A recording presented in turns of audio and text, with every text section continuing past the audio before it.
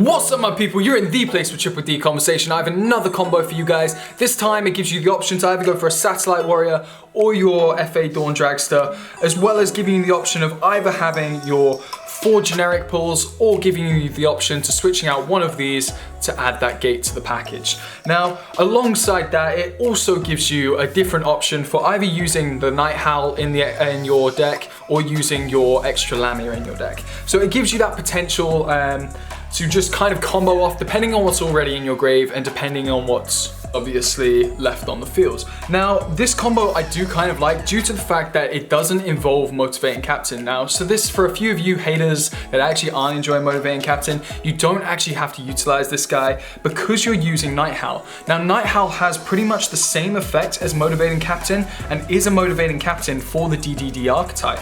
Now, the only downside to utilizing Nighthowl is the fact that he is a level 3. Now, this obviously gives us different options for synchros, but it also switches up the entire way we play the game due to the fact that Motivating Captain can be accessed through Aware Afthal alongside the reinforcement of the army. DD Nighthowl can only be accessed through the shooting Riser Dragon, sending him to the graveyard, or by utilizing something like Foolish Burial, again put him in the graveyard, but then you're only getting the special summon, so his effects won't activate. Not only that, even when he's brought out by Crystron Halqifibrax, his effects won't activate because once again special summoned, but also Crystron Halqifibrax negates the effects anyway. So it is a massive downside and doesn't really work the way we want it to. What I will say though is DD Nighthowl does give us the ability to combo off with having our 4 cards, our Copernicus, our Swirl, our Nighthowl and our Lamia without needing the actual gate itself. So it does give you that different 4-card combo which again boosts efficiency, but I wouldn't recommend having more than 2 of these in your deck at any one time. Now obviously with Motivating Captain, I love this card. I am going to be cutting it to maybe 2 or even possibly to 1, but it depends on my preference and it depends on what the meta is like at the moment. When you're playing online, there are a lot of people that are playing with casual decks at the moment and I'm really enjoying playing against those just because it gives you the actual ability to test your deck. That being said, we're gonna just show you what you can do with Nighthowl and why it is quite decent for the archetype itself. It's another DD monster, it is another tuner, so you can also utilize that for your Crystron Halqifibrax instead of having to always utilize your Lamia and always going through that. Now this deck in itself doesn't utilize Ghost, and the reason being is because when you utilize Ghost, you're having a dead hand when you do draw it, whereas Nighthowl, if you do draw it, you can get out your FA Dragster, you can get out Shooting Riser Dragon, you could even get out your Gust King Alexander. So it gives you the ability to just keep comboing off. And that is why I appreciate Nighthowl in the deck a little bit more. Now, as I've already shown you, the starting hands, you're either going to have your Gates, your Lamia, your Nighthowl, your Swirl, or your Copernicus. Now, just for sustainability's sake, we're only going to go for these 4 and we're just going to say goodbye to Gate for now. But just imagining the worst case scenario, you don't pull the gate that you need. If you do pull gate, you could pull something that you could obviously go into something better, a better combo. Maybe you could pull off your Kepler and go from there and just get yourself an extra gate for next turn, just in case your contract does get destroyed. Now, obviously, you're then going to need a Nighthowl in your deck if you're utilizing an extra Nighthowl. You're not going to need that Motivating Captain. You're going to need the Lamia if you want to utilize the Lamia. So those 2 are interchangeable. It depends on what you've already utilized. Definitely a Necro Slime, another Copernicus, and a Ragnarok. Now obviously Copernicus can be switched out for one of your level 4s, but that being said, we're not going to switch it out today. For this combo profile, you can also use the Satellite Warrior, FA Dawn Dragster, so they're your 2 options that you can go in between. I'll tell you the benefits of each as we progress. You're going to go Shooting Riser Dragon, No Name Gilgamesh. I've said many times before, it hits the field, you win the game. Simple as that. You just need to be making it and you've won. Borrowload Savage Dragon, Crystron Halqifibrax, Curse King Siegfried, Flame High King Genghis, Gust King Alexander, Cross Sheep, and your Flame King Genghis to finish it off. They are the cards you need in your extra deck. That's what we're going to be placing there. Our main deck hand is going to be going straight here, and then our deck is just going to be going to our generic deck space. Now, once you've got everything set up, you're simply going to go straight into that Fusion Summon. Once you've got the Fusion Summon, Flame King Genghis hits the field. On Flame King Genghis hitting the field, you're going to go for a normal summon of your Nighthowl. It's going to special summon from the graveyard your Copernicus. Copernicus is then going to go into your deck.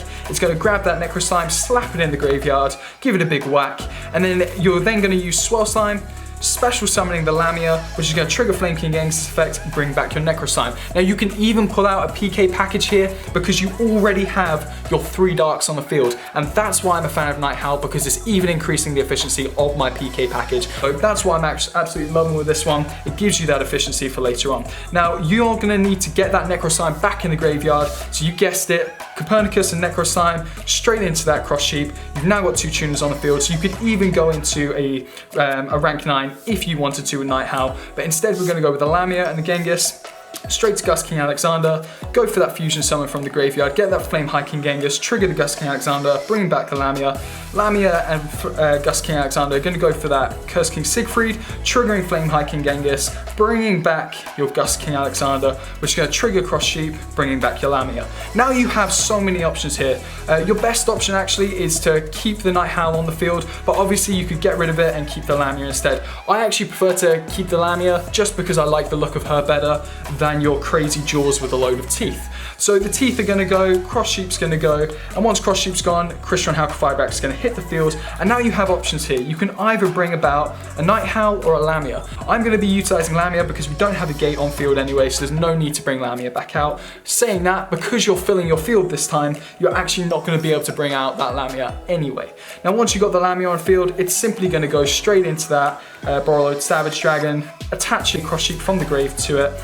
And then once you've got that, you've then got more options as to what you're going to go into. Now, previously we went for Curse King Siegfried, Flame High King Genghis, going into the Gilgamesh. We don't want to do that this time. Instead, we're going to remove the Flame High King Genghis, get that to the graveyard, get that Lamia in the graveyard as well, going into the Gilgamesh, setting your field. Again, it could be a Rage, but Rage isn't good enough. So we're then going to special summon using the pendulum summoning mechanic, getting that Copernicus on the field, triggering Ragnarok's effect, and this time, instead of summoning your Curse King Siegfried because it's already on the field, you're going to want to go for that Gust King Alexander. Once Gust King Alexander hits the field, you then have the ability to basically chill because you have got game.